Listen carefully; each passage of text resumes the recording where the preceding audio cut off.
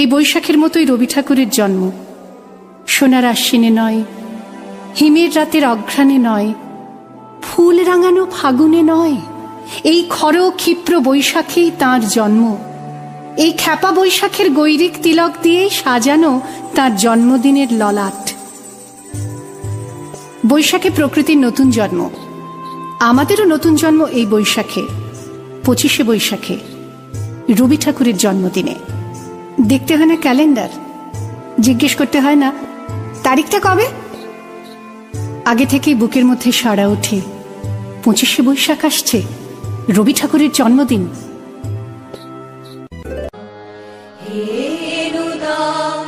দেখা দি আরবার জন্মেরও প্রথম শুভক্ষণ, তোমারও প্রকাশ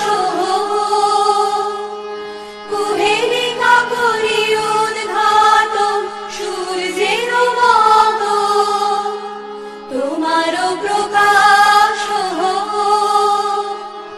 কুহেলিকা করি উদ্ঘাটন সূর্যের মতো। দেখা দি আরবার জন্মেরও প্রথম শুভক্ষণ। জন্মদিনের পরও জন্মদিন ফুরোয় না, রোজই তার জন্মদিন। 25শে বৈশাখ রোজই, প্রতিদিন প্রতিনিয়তই তার সঙ্গে আমাদের চলাফেরা মেলামেশা। আমাদের হাতের লেখা রবি ঠাকুরের, কথা বলার ভাষা রবি ঠাকুরের, আমাদের প্রেমের চিঠিতে রবি ঠাকুর। ভালো আছি, ভালো থেকো, আকাশের ঠিকানায় চিঠি লিখো, দিও তোমার মালাখানি,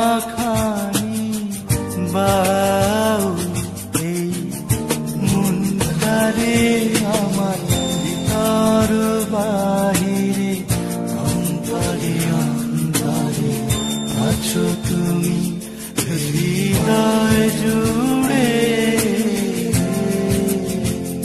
আমাদের সংস্কৃতিকে মাটির কাছাকাছি এগিয়ে নিয়ে যাওয়ার সংকল্পে রবি ঠাকুর, আমাদের সভ্যতাকে দানবের হাত থেকে ছিনিয়ে নেওয়ার সংগ্রামে রবি ঠাকুর।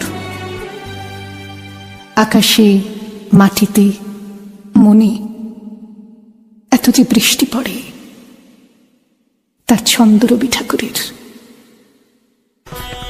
বরিশধরা মাঝে শান্তির বাড়ি, বরিশধরা মাঝে শান্তির বাড়ি, শুষ্ক হৃদয় লয়ে আছে দাঁড়ায়ে, ঊর্ধ্বমুখে নরনারী, বরিশধরা মাঝে শান্তির বাড়ি।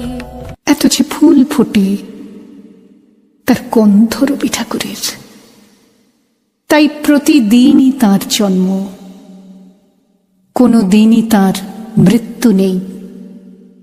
কালের কালা পাহাড়ে সে কোনো দিন যদি ভারতবর্ষ থেকে সমস্ত ঠাকুরের পুজোর প্রদীপ নিভিয়ে দিয়ে যায়, তবু একটি ঠাকুরের বেদী চিরকাল থাকবে মাটির সঙ্গে গাঁথা।